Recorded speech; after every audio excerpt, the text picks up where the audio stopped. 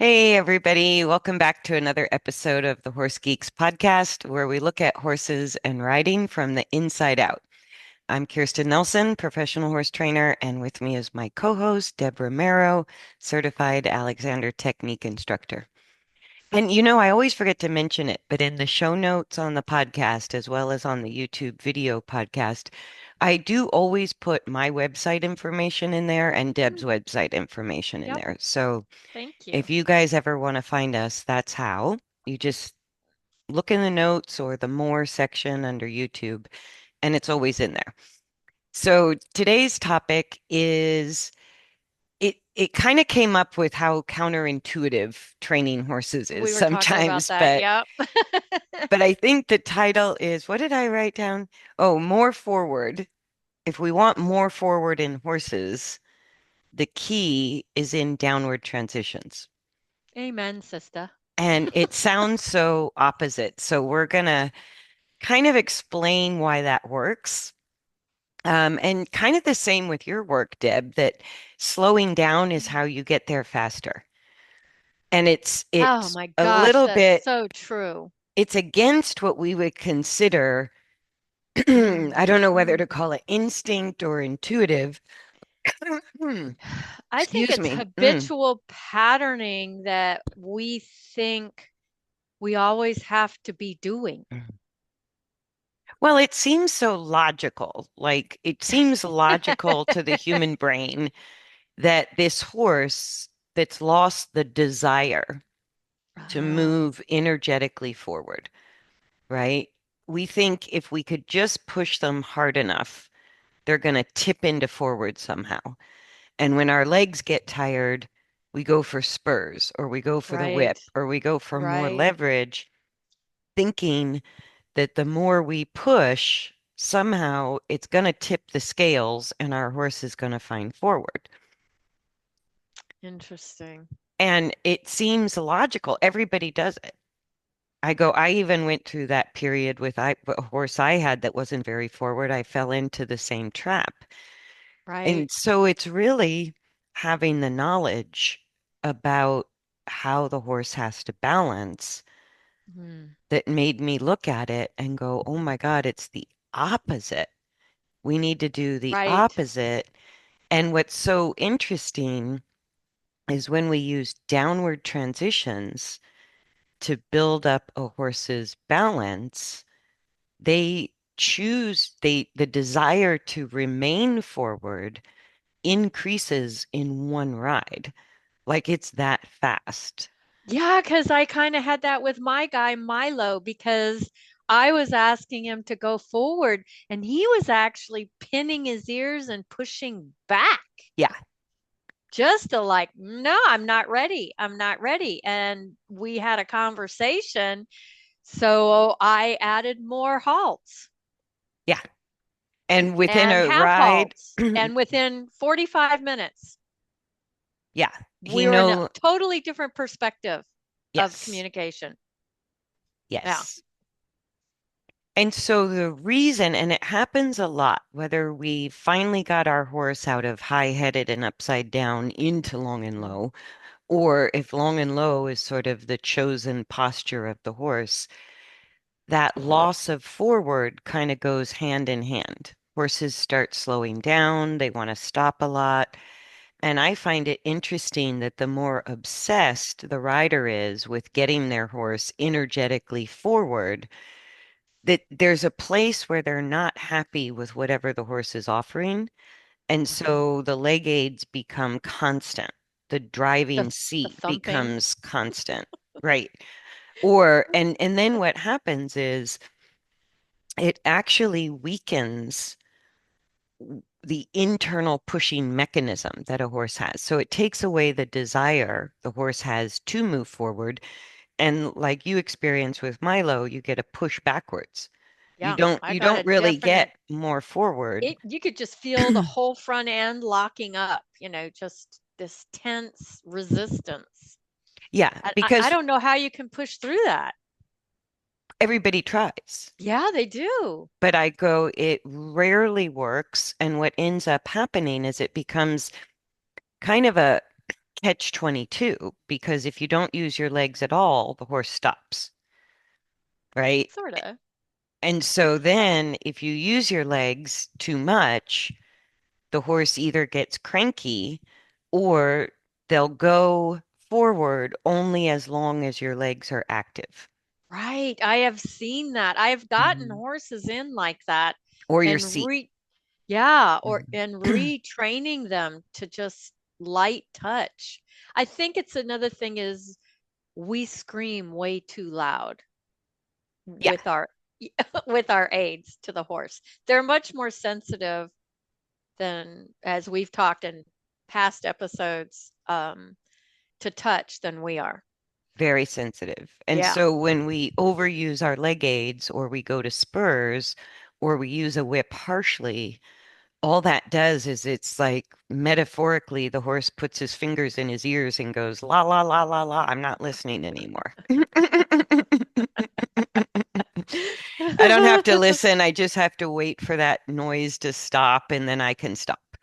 So to me, it's, I think we had this conversation before. It's kind of like the difference when raising kids of just the 2 year old goes towards something and you continuously smack them and say no instead of maybe redirecting them and giving them another option Yeah. to Yeah, because redirect their energy.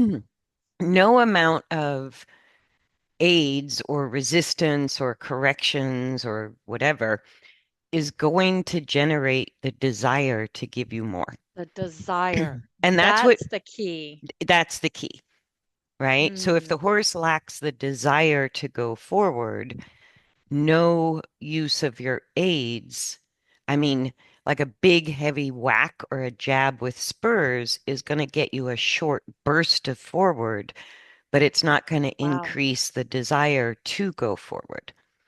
Wow. Yeah. And And that's sometimes you'll get a response you don't want when you that do that too. that Well, too.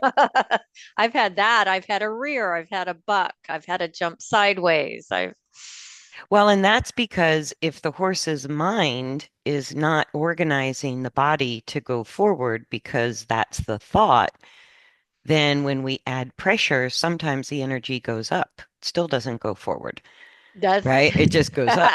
it goes up or sideways. Yeah. Yeah. And that's kind of people, when I'm putting hands on and helping them get organized. Betsy Politan said, I'm still me, but I'm a different me, and I don't know how to move with this new thing.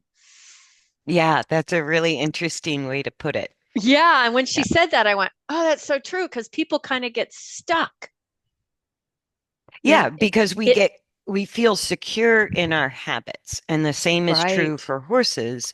It's like that lack of desire to move forward just becomes normal.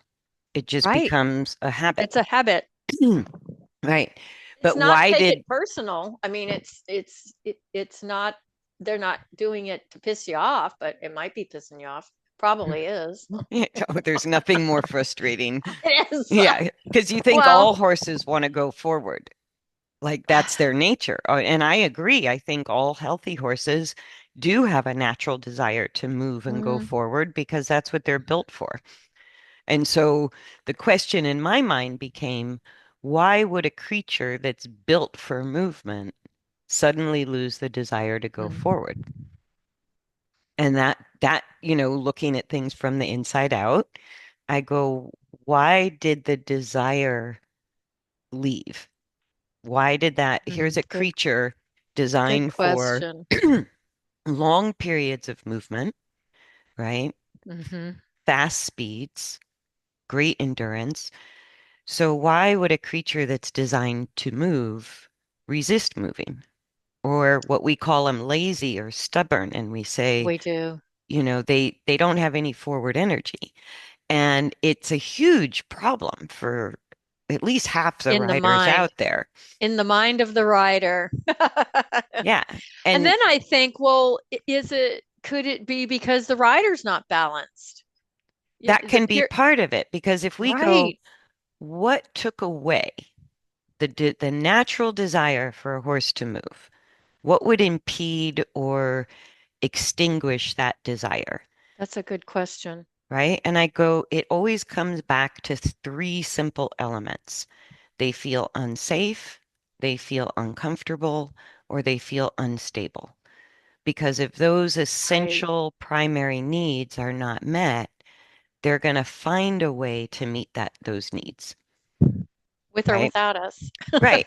So if the horse, like when you got the pushback from Milo, or you add a leg aid and you get bucking, rearing, or sideways, something other than Right. forward, that to me is a horse that feels unsafe.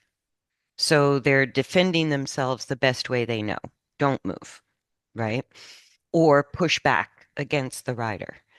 And so that's a horse that isn't feeling safe in their movement. So why don't they feel safe? Well, it could be that they're uncomfortable or unstable. So it sort of ties into those other It's all things, connected. Yeah. right? So like a horse that's been in long and low as a habit, as a habitual posture, or has been high-headed and dropped through the back, they have a tremendous amount of body weight that's being carried on their front end. Right. And that can make them uncomfortable. So they go, well, I'm uncomfortable moving. They don't necessarily know why. They just go, it's hard. It Right. doesn't It feel takes good. effort. Takes effort, doesn't feel good. And we see labored movement, right? And when we see labored movement, or we call a horse lazy or stubborn, I find most often that correlates with discomfort. And sometimes the Mm. discomfort is just too much weight on the front legs.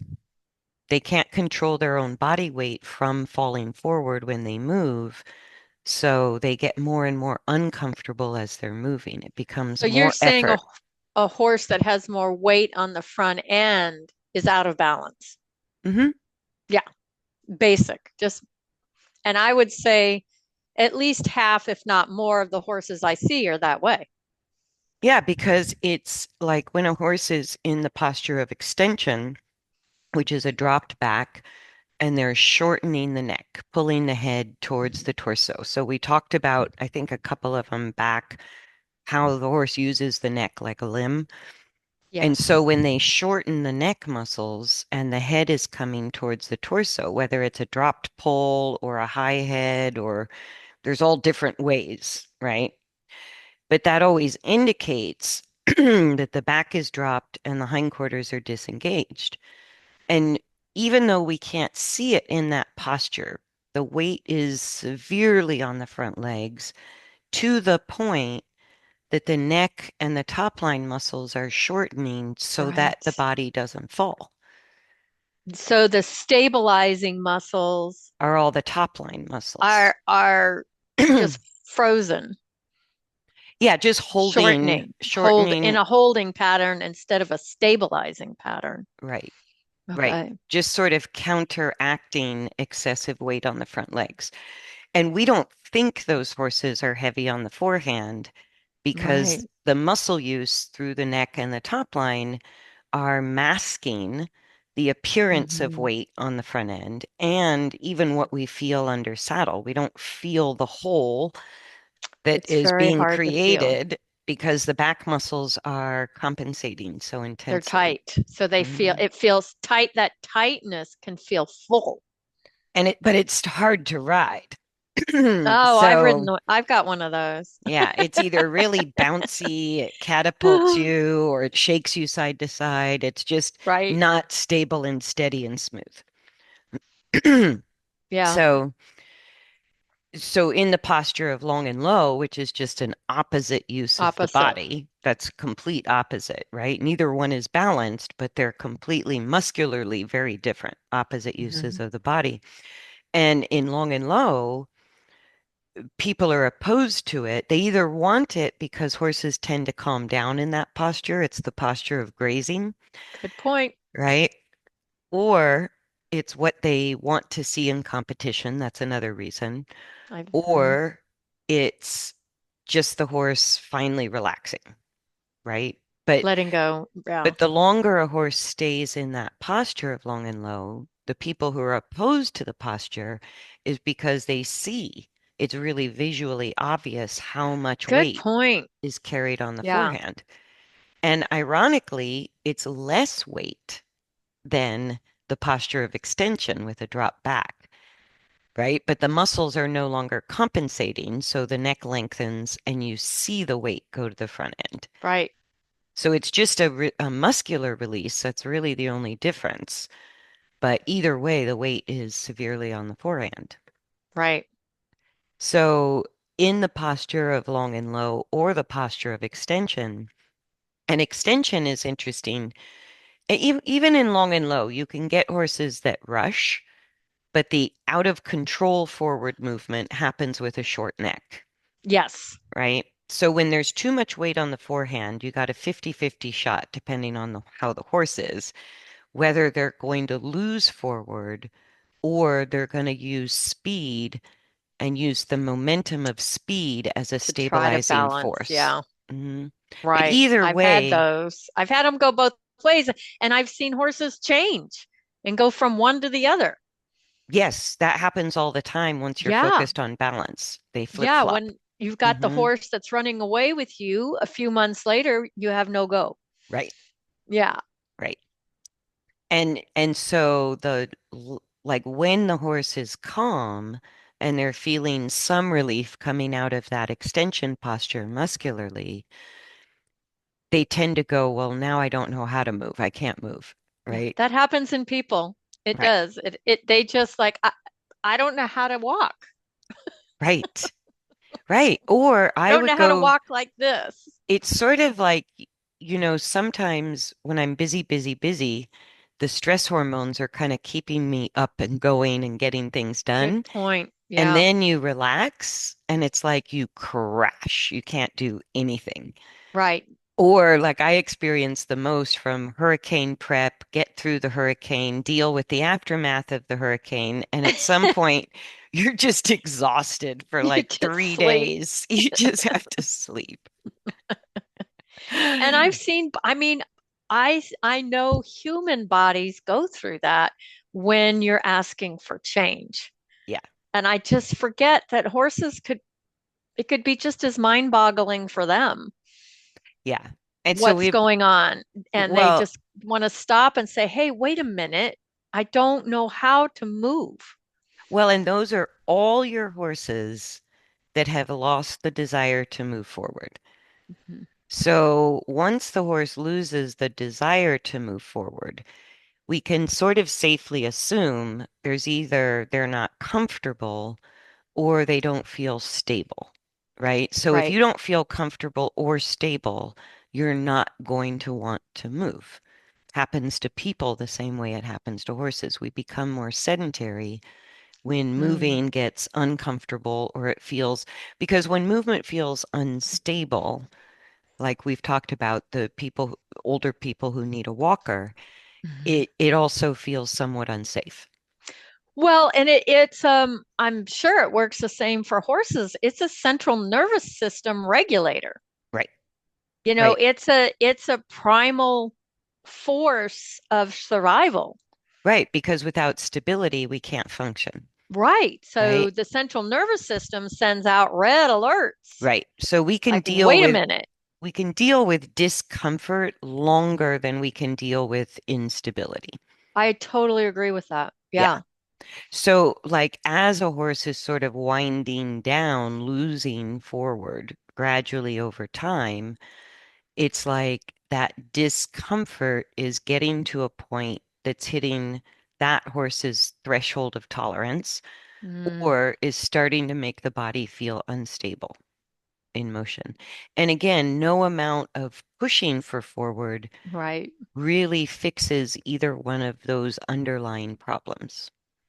So bringing in the Alexander pause and maybe asking some questions is better than more whip, more spurs. Right. And so if we think about addressing the underlying issue, that's the first time it begins to make sense that the more downward transitions you do with a slow horse, the more you build the desire to go forward. which is not the first thought that crosses No, anybody's we're mind. too predatory. What is wrong with you? Yeah. Get going. Yeah, So we have what, to inhibit that. The human needs to inhibit right. the, And that so the drive. the reason the downward transitions rebuild desire to move forward is because as soon as the body feels uncomfortable or unstable, you're you're going to get one of those two reactions. The horse wants to slow down or the horse wants to speed up. And if we can ask for a halt transition slowly, right, without overusing the Oh, reins, without having to pull the reins, but really to use the resistance of our back muscles, that's how I do it, and gradually shorten reins or gradually gradually increase the rein resistance. So it's not sudden. We're not trying to pull the right. We're not emergency brake, pulling. right? Right. And Right. for horses that already want to stop, if you lengthen and tighten your back muscles, they're like, oh, did you say stop? Yep, I'll stop. Yeah. Yeah. Thank you. Right? I can do that. So, in the process of coming to the halt, what's happening is if you think of forward force, right? So the hind legs push against the ground and it generates locomotion along with Mhm. all the locomotory muscles in the legs, the hindquarter, and the back. So the pushing phase of the stride is generating forward force. And in order to move forward, we have to push all of our body weight forward, right? Mhm. So if we push our body weight forward, but we don't have the use of what's called the braking mechanism, just like brakes in a car, then none of that force is converted upward, right? So the Right. body weight, the force of motion generated by our legs or the horse's hind legs is going to travel through the pelvis, through the spine, and go somewhere. Mhm. So as it travels through the pelvis and spine in horses, it's either converted partially into vertical force, which is what muscularly prevents the body weight from falling forward to the front end. So there's a little bit of lifting the back or a stabilizing use of the muscles that resists locomotion. That's why it's associated with slowing down downward transitions is tapping into the braking use of the body, right? The forward energy is the accelerator, internal accelerator. It's a pushing mechanism. And so if you have more pushing than the ability to control body weight, the more you push, the more you're sending the energy forward and down to the front Forward and legs. down. Hmm. It's kind of like I'm trying to compare it to humans. Um, it's kind of like when we start to continuously look down when we're walking, Hmm. it just sends all the energy Forward and down. forward and down. And Hmm. that is when you get bracing in the back muscles and in the legs because something has to control that. Right. And Right. just a physiological biomechanical thing that happens. Well, if we only pushed and we didn't brake, we would Right. literally push ourselves into a fall, Exactly. right? And so that's why, like we talked about, the horse uses their neck like an appendage, because if they're not controlling their own body weight distribution during motion, if they can't resist their own body weight from falling forward to the front legs, then they only have the muscles and the neck position to Right. compensate for that. And so when we notice the weight is falling forward, and we can look at the use of the neck, or we can look at how the horse is choosing not enough forward or too much forward on during the downward transition. And this is why it has to be sort of slow, even if it takes a lap or a few minutes That's our patience. to Yeah. actually get the halt, because you can stop a horse a lot of different ways, and it's not That's a good point. necessarily how we ask the horse to stop is what makes the difference between helping them learn to control their own body weight internally or just Hmm. stopping their feet. Right. I go, everybody can stop a horse, but that doesn't get them off the forehand. And so Good point. it never builds the desire to go forward. But if we think of our aids for getting a transition from walk to halt, taking our time, what we're looking for is to kind of stimulate the horse's ability to to shift some force vertical. So they gradually slow down, just like the brakes in your car, but without going backwards, like reverse. So it's a forward, and there's a saying in classical dressage, forward into the downward transition. Wow. And that's what it feels like. A downward transition to a lot of people is a backwards move. And I go, no, that's reverse. If you, That's our hands getting involved. or our body, right? Yeah, the whole mechanism of thinking stopping or slowing down is a backward movement. Or like what you described, Milo, pinning his ears at you, shortening the Mhm. neck, and you felt him push backwards, Yeah, he right? pushed back. He was Right, pushing on me. Yeah. right. And so that will get you a downward transition, but Mhm. it's not really tapping into the braking mechanism, which is a use of the back muscles, the hindquarter muscles, the hind legs, the hind leg placement, the lifting or dropping of the spine, the engagement, disengagement of the pelvis. I tell people, I go, it's a whole mechanism inside the body that goes from the withers through the back, the hindquarter, right down to the placement of the hind hooves. And that is where the internal accelerator lives and the internal brakes. And Right. so when we ask a horse to come to a halt slowly, we're asking all those muscles and bones to kind of activate and do their job, right? And so if we take a horse that has no forward and we feel that weight fall forward, we feel the loss of desire to move before they lose it completely and voluntarily halt, we can begin asking for a halt transition. And what we have to offer horses as riders, I find this really fascinating. We're vertical creatures. Right. So when we become more vertical, not leaning forward or back, when we become more vertical and tighten our Exactly. muscles, we act like brake pads. So we resist the acceleration the horse is offering, but we don't change the direction of the movement. That's what Right. If we forward go in, back and down, like the language would be in my world, back and down, that's just a compression. right. Right. So that would be the equivalent to slowing down your car using reverse. Right. We just don't do That that, we don't do that. right? Because we have brakes. But we do that with horses to get the stop, not realizing it's harming the engine as much as if we were throwing our car in reverse at every stop sign, You right? mean by physically like using the reins and being manipulative instead of working with the process? Like getting a halt, we can all get a halt by leaning backwards, sticking our feet in front of us, and pulling the reins towards us. And that's how we're kind of taught, Yippee. right? We are. We are. But the trick to activating the horse's braking mechanism, which is how it's Mm, half of how they lift the back, right. it's a big deal. It's half of how they engage the hindquarters. So when we remain vertical, what we're giving them, and you understand this as an Alexander instructor particularly, we're giving them direction. We're not Yes, we're making them do it.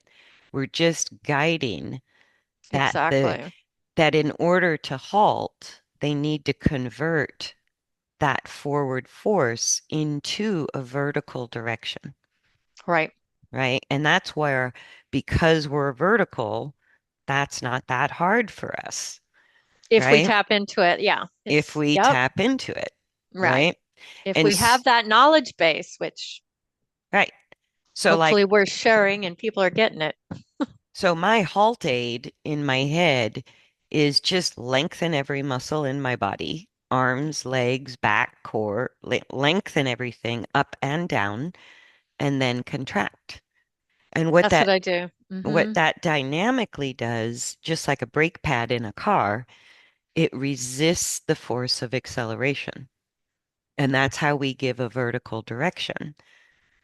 And it's the same when you put hands on people. You're not manipulating the body like an aid, forcing it to Mm-mm. do something. You're giving it a direction to send the Right. energy. So you're not Exactly. trying to contain or control the energy. You're redirecting the energy that's already there. That's a redirection is that's the best word. Yep. Yeah. And then if I need the reins, right, I can add shorter and shorter reins to my vertical direction of resistance if the horse needs it. My goal is to get the downward transition without rein resistance. Mhm. That's what tells me for sure the horse found their own brakes. They used their internal braking mechanism to halt. And And that like I means every with halt, it's going to gain more strength and right. more repetition in the nervous system. And that's how Milo presented. It was mind-boggling to me, that it's a 45-minute event until he goes, "Oh, okay, I get it." Yeah, and what works in our favor is the law of inertia. So if you have a horse that's falling forward every two strides and you ask for a downward transition while the horse still is moving, and I go, our brakes and accelerator work the same whether we're in a school zone or on the highway.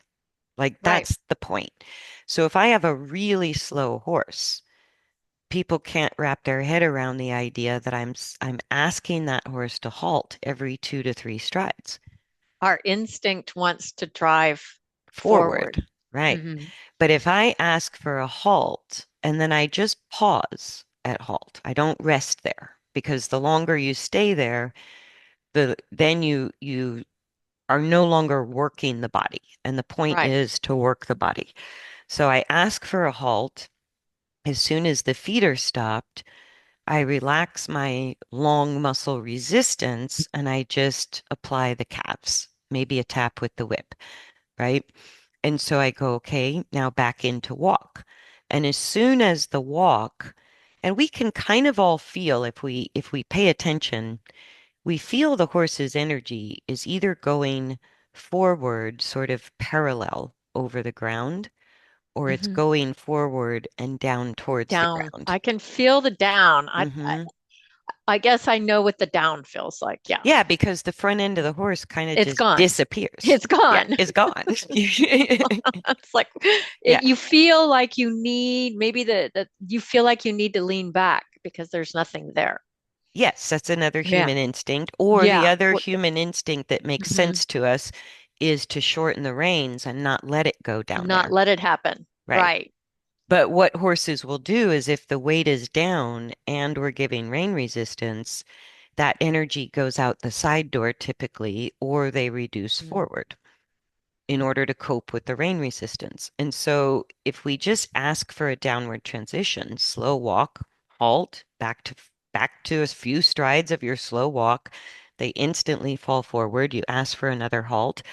It's in that transition, it's in the downward transition that they're learning to control their own body weight from falling forward onto the And front that end. is so key because it's a learned thing. It's like it doesn't well, when we're babies, we naturally have all those mechanisms working. But as we age, it has to become another learned experience. Right. Right. And a horse not falling over is a very different horse that's in balance, right? So we can have a horse that's completely dysfunctional that's still going and woeing and turning left and turning right, but it's not a very easy ride and it's not necessarily pleasant for us or the horse. So we end up with problems as a side effect. Exactly. So, whether it's emotional or physical. right. But if we think Mhm. of slowly applying the brakes, repeating downward transitions, I find within an hour's ride at the most, the horse starts to rebalance in the walk and quit sending the energy forward and down. They find a walk, even if it's not a whole lot faster, you Right. feel the horse's desire to continue walking because they can now resist their own body weight from falling forward. And so it's like you begin your halt transition, you feel the horse rebalance, and then you just keep going. And to me, that is a half halt. A Like, half halt. because Yeah. the purpose of a half halt, as mysterious as it is a rebalancing aid within any gait, walk, trot, or canter, Yeah. right? But And if, we use that all the time. Do a half halt, do a half halt. Because I think people see, tell me if I'm wrong, the horse is too far on the front end. yeah. Yeah.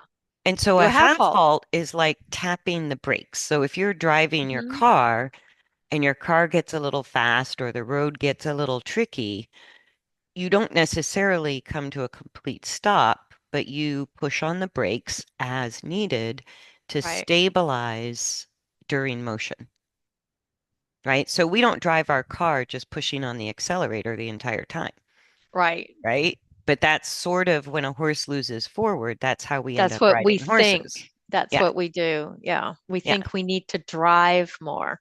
right. But through Yeah. every downward transition, if the horse is learning to convert some of that forward, I think of forward force as horizontal, right? Okay. So as soon as it's no longer horizontal from the pelvis through the back, through the shoulders, through the neck and head, then it's going forward and downward, Hmm.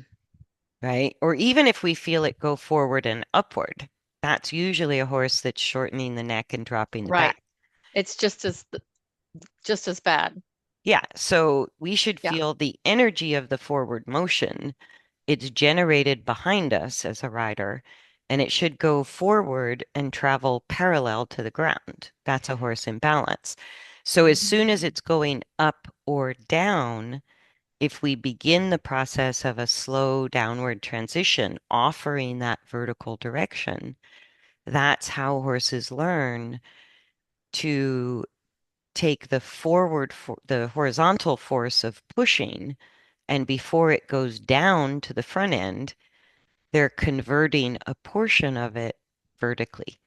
And it's not obvious to us. We don't feel this No, gigantic I was, lift. yeah, I was trying haven't we described that movement like throughness? You feel a throughness go Hmm. through the body. I don't know how else to explain it. We've talked about this before, but there is a continuity and there's no like separateness. It's a flow that you can feel from the back to the front. And it's smooth. It's smooth. Yeah. It's beautiful. Yeah. I haven't had it happen very often, but it's Yeah. available.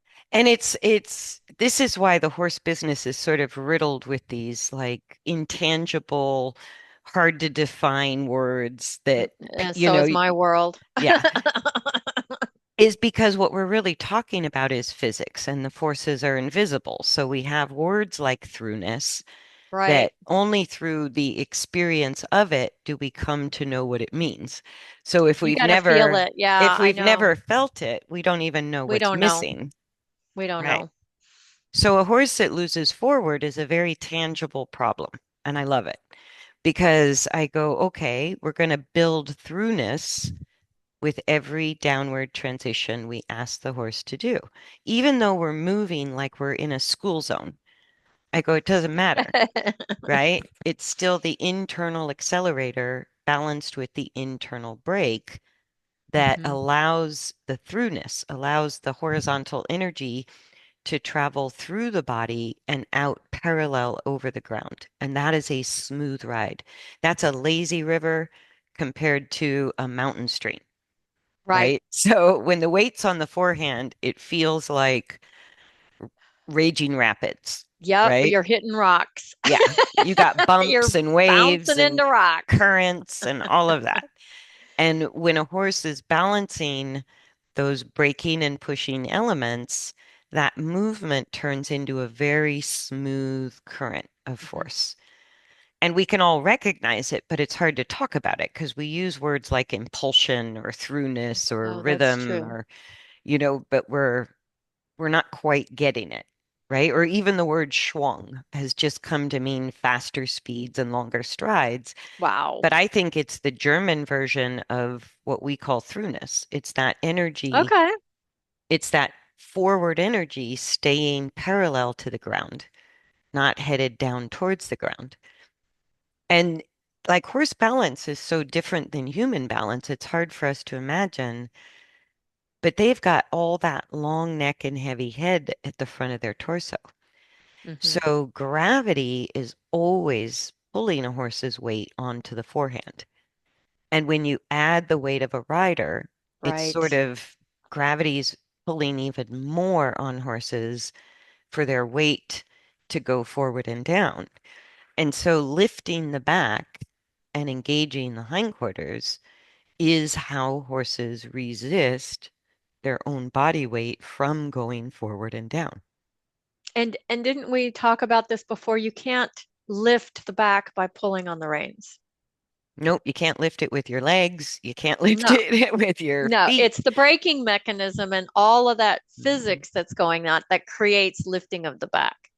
Yeah, and it is mechanically really complicated because we're Yes. talking soft tissue and bony connections with a bazillion joints included that are Mhm. between the horse's withers at the front of the saddle, all the way through the barrel and the back, through the hindquarters, down the hind legs, all the way to the back feet. I go, that is a huge part of the horse's body that we're not going to control with the reins, legs, or seat. I think that's the It's important thing. really It's not complicated. right. It's not more tools. It's just not like that. So the easiest way to manage that really complex system is the feeling of balancing woe and go. Both woe and go are equal and easy. And to me, Good that point. has zero to do with speed or stride length. Like Right. it has more to do with rhythm, whether it's a quick rhythm or a slow rhythm. That rhythm and that feeling of the smooth, lazy river with the horse traveling forward parallel to the ground, feeling those invisible forces of motion, they're the result of complicated internal Mhm. coordination. Yeah. Yeah. And again, it's like human of us to think we're going to move around the bones and the muscles and the body And parts. think a And linear thing's going to make all that dynamics work. And yeah, it's not true. yeah. And it's the same logic we use when we call a horse lazy, that if we could only make them go faster, they're somehow going to transition into, oh, I get it. I'll go faster. And it's like, as long as they're struggling with feeling uncomfortable or unsafe, Mhm. if they can't control their own body weight, they're never going to feel stable, right? They're never going to Right. feel comfortable. And so, and if you think about it with the forces we just talked about, if a horse's forward motion is a line that's coming from the tail through the body and then downward to their front legs, if it's going up or down and not straight forward horizontally, then the more we push, we haven't changed the direction. We're We're probably just, making it a lot worse. right, we're pushing a horse on Right. the forehand into the ground harder Into and it, faster. either with their head down or their head up, Right. pretty much is what you're saying. Yeah. Yeah. But that weight is on the front legs either way. So Right. the more speed we're like cajoling them into, the Mhm. more we're just sending that force of motion forward and down. Good And point. so at a certain point, horses are going to resist that. Horses are going to look for the halt as great relief to that, or they're going to get pissed and they're going to like fight back, Say right? hello. Push back. Yeah. Yeah. Yeah. So if we're not changing the direction the forces of motion are going, it's just, and I've seen it, people will do it for years. People will put Oh, spur I've marks. I've been through that Yeah. as a kid, as a teenager, you know. And so Yeah. I've been there. And when you understand that what you're doing in the downward transition is teaching the horse with every downward transition how to send some of that weight vertical, some of that energy vertical. That's how they prevent. It's in that resistant use of the body, using the brakes, the internal braking Hmm. mechanism that does that job. And so it's not just how they slow down, it's how they resist their own body weight from falling forward. Right. Yeah. And it's a lot of body weight. We're not going to manage it with our tools, even with No, leverage. Yeah. we don't weigh enough. Yeah. We don't have that kind of power. Exactly. Exactly. And so if we think of every downward transition is teaching the horse how to control their own body weight from falling forward, it makes sense to do it. And Right. then what's really wonderful is because it is dynamic, every rider I can convince to try it. It's like, because I get this look like I'm just crazy. I've got three I get heads. looks like that all the time with Yeah. Alexander work. Like, wait, what? Yeah. What? But sometimes within 15 minutes, Hmm. the horse doesn't no longer has the desire to halt all the time. They want to keep walking, even if it's slow, Right. right? So that desire the horse has comes up first because during a full transition between gates, both the accelerator and the brake have to work a lot harder than just Than just maintaining that walking. balance during motion, right? It's the same They figure reason. that out. Yeah. It's the same reason we have different numbers for city miles and highway miles regarding fuel efficiency, right? And so horses very quickly feel that once they know how to control their body weight even a little bit, it's easier to stay in motion than it is to halt and go forward again. Right. And so they just offer it. And no leg aids, no pushing, right? Yeah. So if the horse chooses to stop, I go, okay, let's redo it. And if the horse falls forward during motion, then I know beginning the process of halt, the horse might rebalance when I'm halfway there. That's a half halt. I don't need the full transition, right?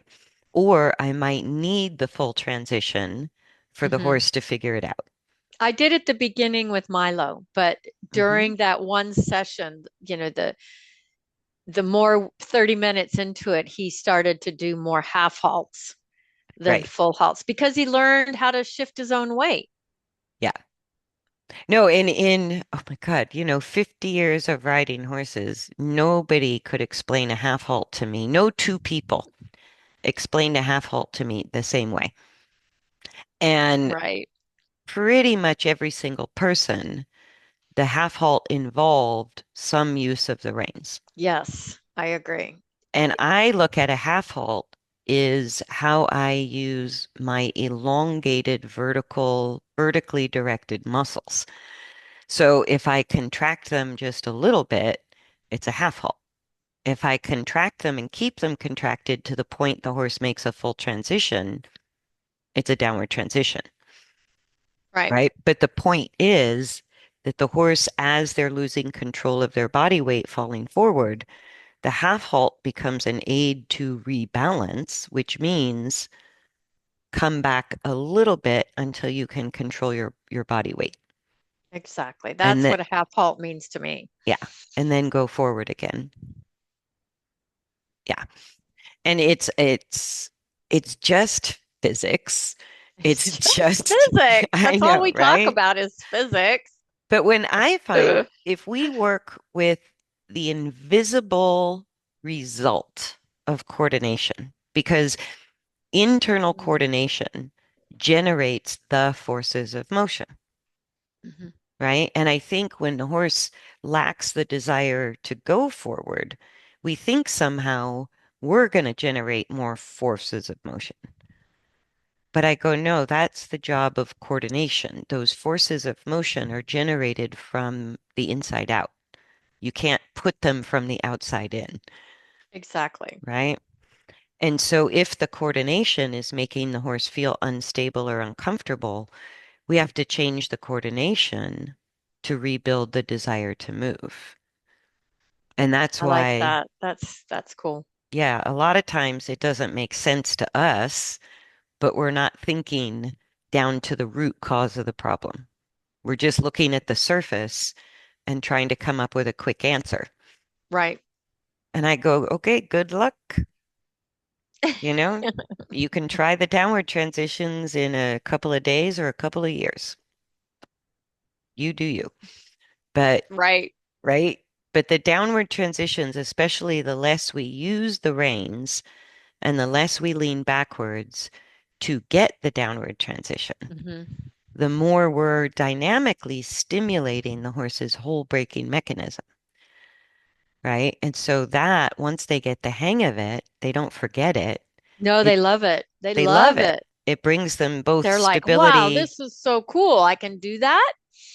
because it's how they stabilize, controlling their own Right. body weight, and it alleviates the weight on the front legs, so it's immediately more comfortable.